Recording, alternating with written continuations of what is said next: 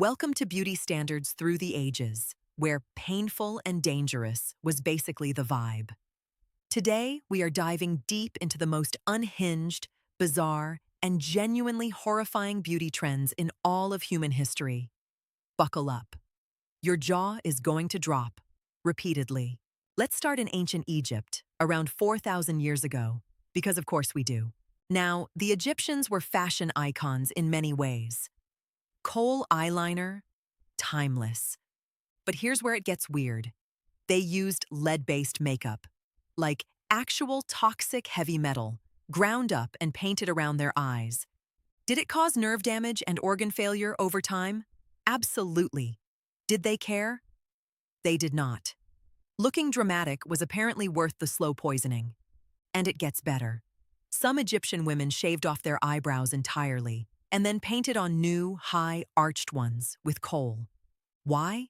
Because a high forehead was the ultimate sign of beauty and intelligence. Move over, microblading.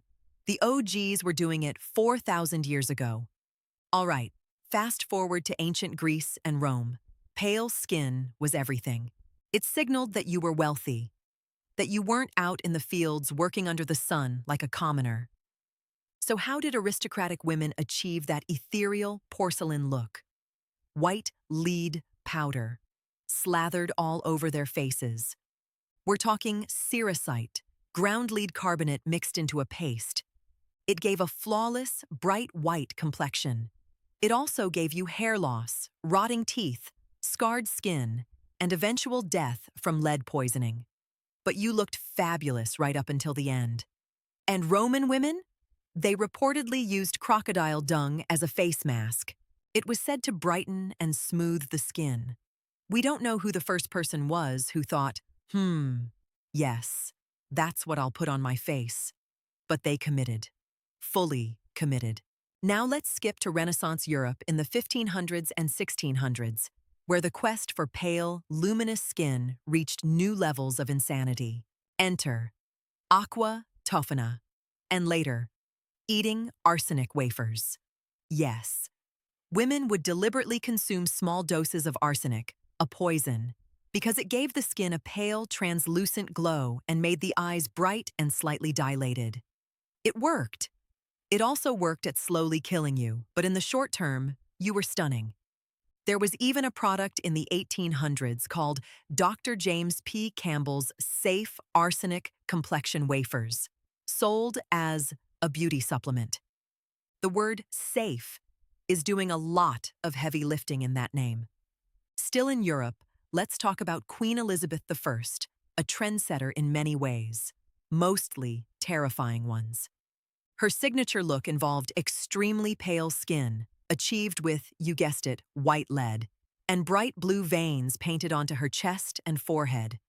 The idea was to look so aristocratically pale and delicate that your veins showed through the skin. So people drew them on.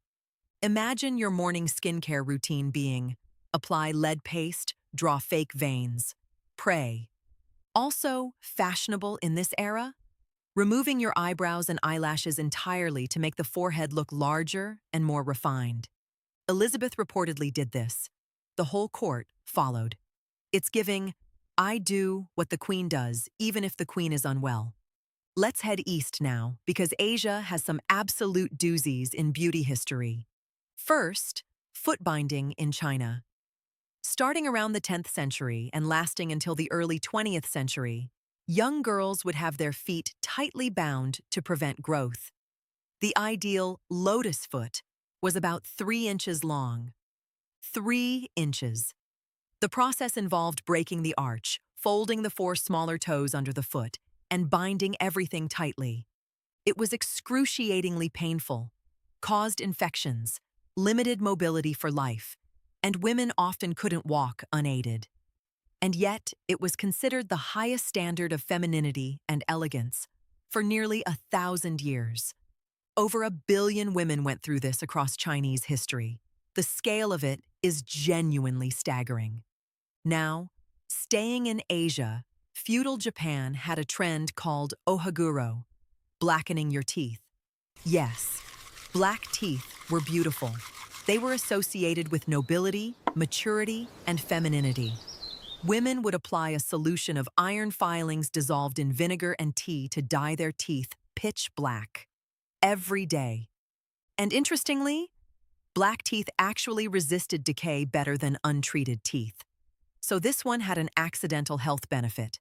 Still looked like your mouth was a void of darkness, but healthy void. Okay, we're in 18th century France and England now, and things are getting theatrical. Powdered wigs were enormous. We're talking 3-foot-tall towers of hair, scaffolded with wire and padding. Dusted with white or gray powder, they were hot, heavy, and full of lice. People would sometimes hide live mice in the structure of the wig, both as pets and as something that just happened when you had that much organic material sitting on your head in the pre-refrigeration era. The powder was often made of flour, so in times of famine, while peasants starved, the aristocracy was literally wearing food on their heads. But here's my personal favorite detail from this era.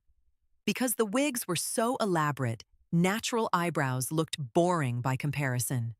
So fashionable women would shave off their eyebrows and replace them with patches made of mouse fur. Actual mouse fur eyebrows, cut into shape and glued to the face. This is real. This happened. Historians have confirmed this, and I think about it every day. The Victorian era brought corsets that reshaped internal organs. Porcelain skin achieved with, again, lead and arsenic. And the ideal waist size of 17 inches. But the crown jewel of Victorian body horror, the tapeworm diet. In the late 1800s and early 1900s, you could literally purchase tapeworm eggs in pill form, advertised as a weight loss supplement. The idea was that the parasite would live in your intestines and absorb some of the calories you ate. And it worked, in the sense that tapeworms do consume nutrients. But also tapeworms can grow up to 30 feet long, migrate to your brain, cause seizures, organ failure, and death. The ads for these pills were often adorable little illustrations with taglines like, "Sanitized tapeworms, no dieting, no baths, no exercise." The FDA eventually made this illegal. Eventually. After a while. After some people died. You know how it goes. We are now in the early 1900s, and scientists have just discovered radioactivity. And the public's reaction was, can we put it in our face cream? Yes. Radium-infused beauty products were genuinely marketed and sold. Though Radia cream, sold in France in the 1930s, contained both thorium and radium and was advertised to give you a scientific beauty. There were radioactive face creams, hair tonics, and even radium suppositories for health. People were glowing, literally, but not in the cute way. The radium girls, factory workers who painted watch dials with radium paint and were told to lick their brushes to get a fine point, suffered horrific consequences: rotting jaws, bone cancer, and death. The radioactive beauty product craze quietly faded once people started putting two and two together. Now, before you feel smug, because I know you're sitting there thinking, at least we don't do that anymore, let me introduce you to some modern classics. Bee venom facials. Real bees. Real venom. Applied to the face to trick the skin into producing collagen. People do this voluntarily. Snail slime facials. Live snails crawl across your face, allegedly great for anti-aging. A spa in Japan offers this as a premium service. Bird poop facials. Specifically nightingale droppings used in Japanese geisha beauty rituals and now sold in high-end spas worldwide. It's called Ugizu no Fun, and it costs hundreds of dollars. Leech therapy for skin rejuvenation. Self-explanatory. Still practiced. Still weird. And of course, fish pedicures, where tiny Gara rufa fish nibble the dead skin off your feet. Soothing to some. Absolutely horrifying to me personally. So there you have it. From crocodile dung face masks, to arsenic wafers, to mouse fur eyebrows, to radioactive skin cream. Humans have always been willing to suffer, risk death, and do genuinely unhinged things in the name of beauty. The standards change. The obsession never does. Which one disturbed you the most? Let us know in the comments. We are still not over the tapeworm pills. Drop a like if you learned something horrifying today. Subscribe if you want more deep dives into history's strangest corners, and I'll see you in the next one. Stay weird, but maybe not arsenic wafer weird.